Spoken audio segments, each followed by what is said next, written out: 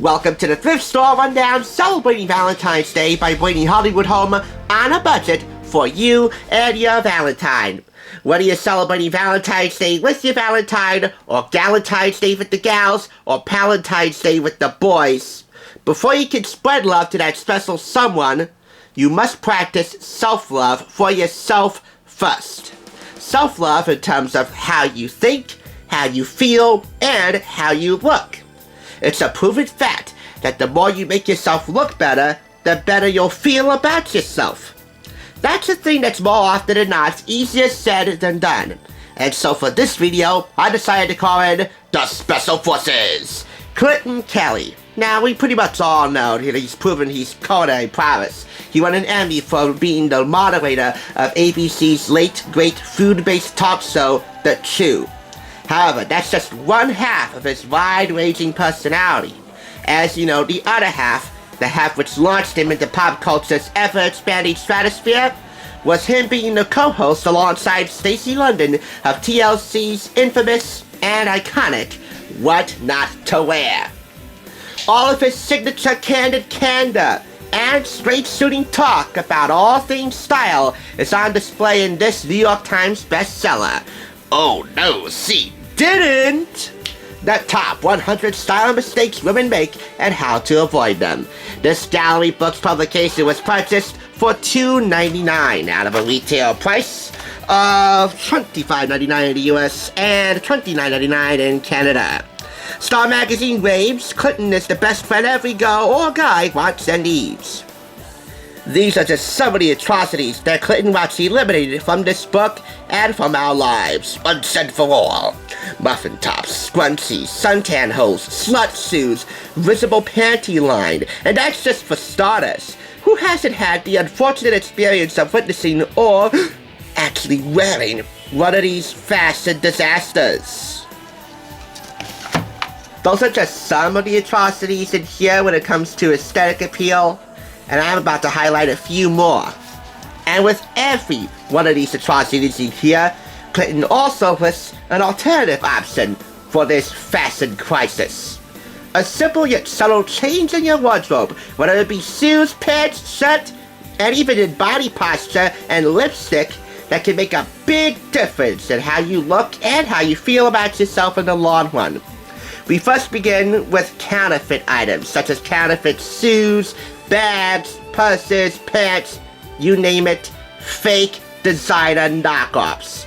Counterfeit anything is counterfeit self-love for yourself.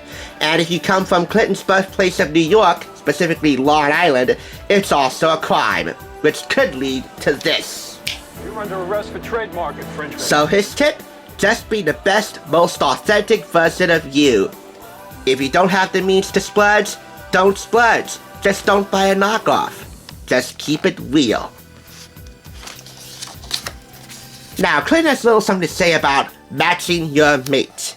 Any heterosexual American man willing to wear clothing identical to yours is probably a serial killer. Ooh, somebody calling homicide hunter Joe Kenda.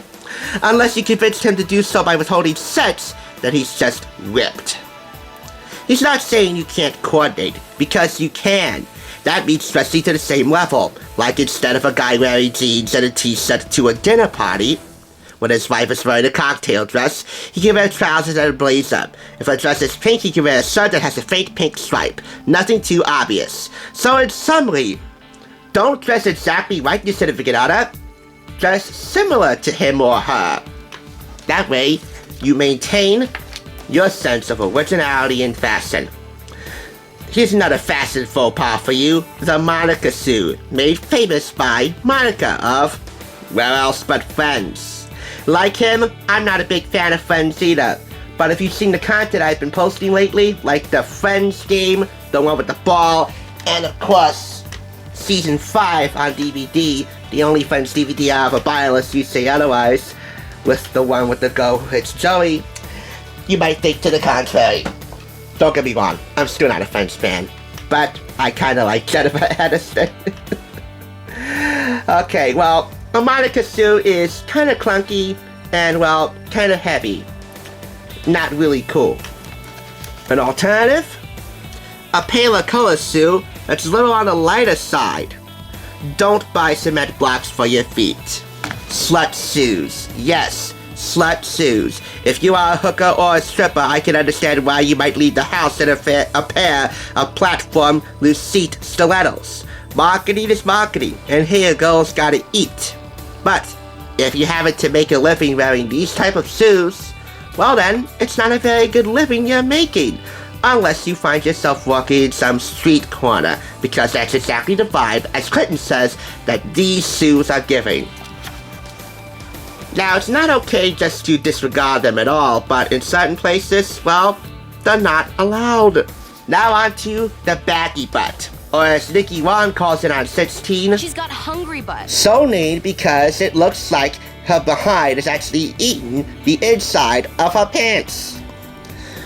What I like about clothes most of all is that they're the great equalizers. You don't have to have a fantastic body to have fantastic style. You might have boobs down to your knees and an ass with more wrinkles than a Shar-Pei, but nobody else has to know about it. Except, of course, your spouse, which is why I always recommend having some piece of dirt on your significant other in case he or she starts mouthing off.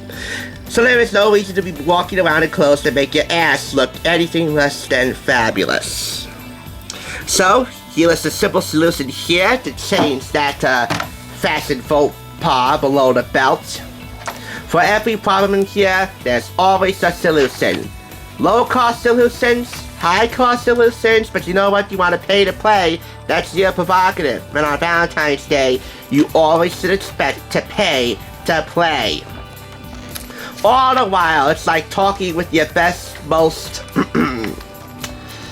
exorbitant friend who's having quite a gay old time listing all of the stylish ills of the world and how we can find simple ways to fix them. That's the gist of this book. I spent a good part of a decade explaining with as much patience as I could muster why you shouldn't pair socks with sandals, why you might want to avoid tube tops after the age of 40, why elastic waist pants are evil incarnate. But evidently, not everyone is listening. Well, guess what? I'm listening now. I've been listening to you ever since I purchased your freaking fabulous On a Budget book, which was freshly autographed, by the way, for last year's Odyssey to the Oscars. Oh yeah, I put my listening ears on then, and I am having my listening ears on in overdrive. Somebody around here has got to be the Soleil Moon Phi of making sure that you look super fly.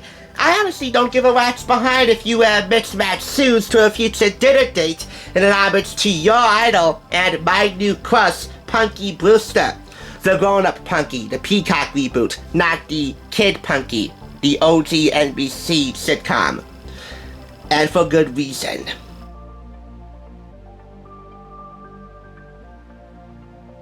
Oh yeah, she's the girl who's turning my world around. For the record, any adult who crushes on a kid is one step closer to appearing on the Steve Wilkos show.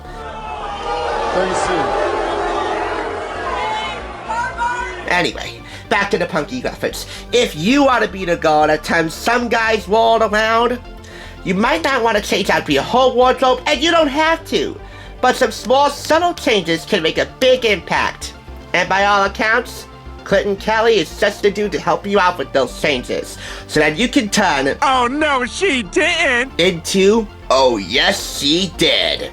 And I must say, Clinton, you did that.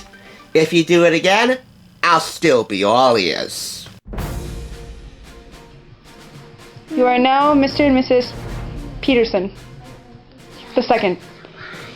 Now you may kiss the bride. That was a real one. Bye. Bye. Have fun on your honeymoon. Thanks for watching TSR. Now, to see another awesome review like this one, click here. If you want to become a Hollywood bargain hunter, click here to subscribe, and I'll catch you on the thrift side.